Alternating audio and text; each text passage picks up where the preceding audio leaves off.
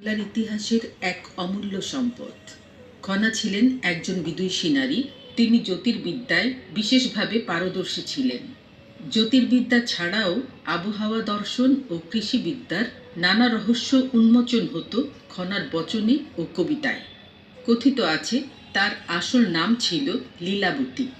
তিনি রূপ লাবণ্য, জীবন, সুস্বাস্থ্য ইত্যাদি নানা বিষয় নিয়ে হাজার বছর আগে অনেক বচন দিয়ে গেছেন, যা আজও এই বিজ্ঞানের যুগে সমানভাবে সমাদৃত ও গ্রহণযোগ্য। আর এগুলোকেই আমরা খনার বচন হিসেবে জানি। আজ এই ভিডিওতে সুস্বাস্থ্যের জন্য খনার দেয়া কিছু বচন ব্যাখ্যাসহ আলোচনা করব, যা আপনারা শুনলেই বুঝতে পারবেন খনার বচনগুলো কতটা বিজ্ঞানসম্মত এবং সুস্বাস্থ্যের জন্য আমাদের কি কি নিয়মগুলো মেনে চলা উচিত। চলুন তবে জেনে নেই।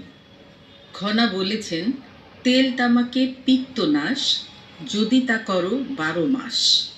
এর অর্থ অতিরিক্ত তেল খাওয়া এবং তামাক সেবন সুস্বাস্থ্যের জন্য কতটা ক্ষতিকর তা আজ আর কারো অজানা নয়। খনা তার বচনের মাধ্যমে আমাদের সতর্ক করেছেন, যদি আমরা অতিরিক্ত তৈলাক্ত খাবার খাই এবং তামাক সেবন করি তাহলে আমাদের পিত্ত নাশ হয়, অর্থাৎ পিত্তের ক্ষতি হয়। প্রভাতকালে উঠে যে খাবে ঠান্ডা জল, তার ঘরে বদ্যি না যাবে কোনো কাল। অর্থ, ডাক্তাররা বলে থাকেন সকালে খালি পেটে ঠান্ডা পানি পান করার কথা।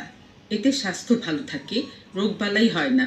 হাজার বছর আগে খনা এই কথাই বলে গেছেন যে সকালবেলা খালি পেটে 1 বা 2 গ্লাস ঠান্ডা পানি পান করবেন, তার সহজে রোগ ব্যাধি হবে না এবং তাকে ডাক্তার বা বদ্যির কাছেও যেতে হবে না।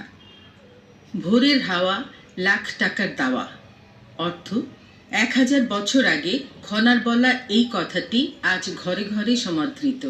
খনা এখানে বলেছেন, আপনি যদি বেলা পর্যন্ত না ঘুমিয়ে ভোরে উঠে প্রাতঃভ্রমণে যান, ভোরের হাওয়া রোদ গায়ে লাগান, তাহলে সুস্বাস্থ্যের অধিকারী হবেন এবং আপনাকে ওষুধের পেছনে লক্ষ লক্ষ টাকা খরচ করতে হবে না। 12 মাসে 12 ফল, না খেলে যায় রসাতল। অর্থ, প্রতিদিন খাবার খাওয়ার পাশাপাশি 12 মাসের ফল খেতে হয়, তা না হলে স্বাস্থ্য ধরে রাখা কঠিন। খনা বলেছেন, প্রতিটি ঋতুতে আলাদা আলাদা ফল পাওয়া যায়, সেগুলো খেতে হবে। না খেলে রসাতল, অর্থাৎ স্বাস্থ্যহানি হবে। ডাক্তাররাও আজ এই কথাই বলেন। উনা ভাতে দুনা বল, অতি ভাতে রসাতল। অর্থ, এখানে খনা পরিমিত খাবার গ্রহণের কথা বলেছেন। অতিভাত অর্থাৎ অতিরিক্ত খাবার খেলে রসাতলে যেতে হয়, স্বাস্থ্যের হানি হয়। আলো হাওয়া বেঁধো না, রোগ ভোগে মরো না। অর্থ, যে ঘরে আলো বাতাস ঠিকমতো আসে সে ঘরে বাস করো। যে ঘরে আলো বাতাস ঠিকমতো আসে না সে ঘরে রোগ ব্যাধি লেগেই থাকে। দক্ষিণ দুয়ারি ঘরের রাজা, পূব দুয়ারি তাহার প্রজা। পশ্চিম দুয়ারির মুখে ছাই, উত্তর দুয়ারির খাজনা নাই। অর্থ, এখানে খনা সুস্বাস্থ্যের জন্য কোন ঘর কতটা গুরুত্বপূর্ণ তা তুলে ধরেছেন।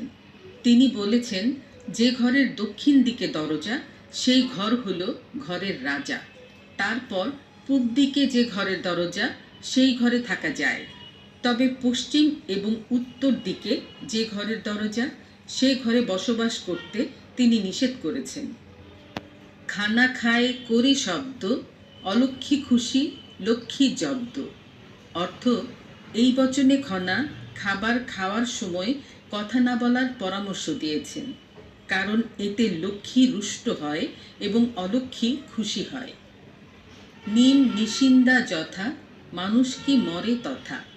অর্থ, খনা এখানে বলেছেন, যে বাড়িতে নিম নিশিন্দা গাছ রয়েছে সে বাড়িতে রোগ ব্যাধি হয় না। অর্থাৎ বাড়িতে নিম নিশিন্দা গাছ লাগানোর কথা তিনি বলেছেন। বেল খেয়ে খায় জল, জির যায় রসাতল। অর্থ, এখানে কৃমি নাশ কিভাবে হয় খনা তাই বলেছেন। জির কথাটির মানে হলো কৃমি। খনা বলেছেন, বেল খেয়ে পানি খেলে তা কৃমি নাশ করে, অর্থাৎ কৃমি হয় না। খালি পেটে কুল, ভরা পেটে মূল, অর্থ কখন কোন খাবার খেলে স্বাস্থ্যের জন্য ভালো তা এখানে খনা বলেছেন।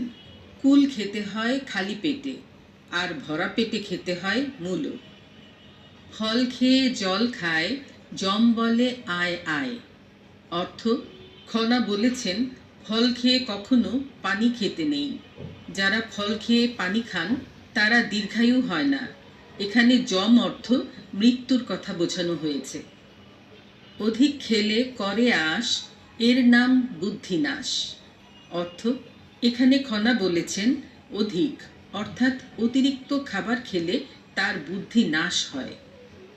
মাংসে মাংস বৃদ্ধি, ঘৃতে বৃদ্ধি বল, দুগ্ধে বীর্য বৃদ্ধি, শাকে বৃদ্ধি মল, অর্থ একটি সুস্থ খাদ্য তালিকা কী রকম হতে পারে তা নিয়ে খনা এই বচনে বলেছেন। মাংস খেলে শরীরের মাংসপেশি বৃদ্ধি পায়, ঘি খেলে শক্তি হয়, বীর্য বাড়ে দুধ খেলে, আর মল বৃদ্ধি পায় শাক খেলে, অর্থাৎ পায়খানা পরিষ্কার হয় শাক খেলে।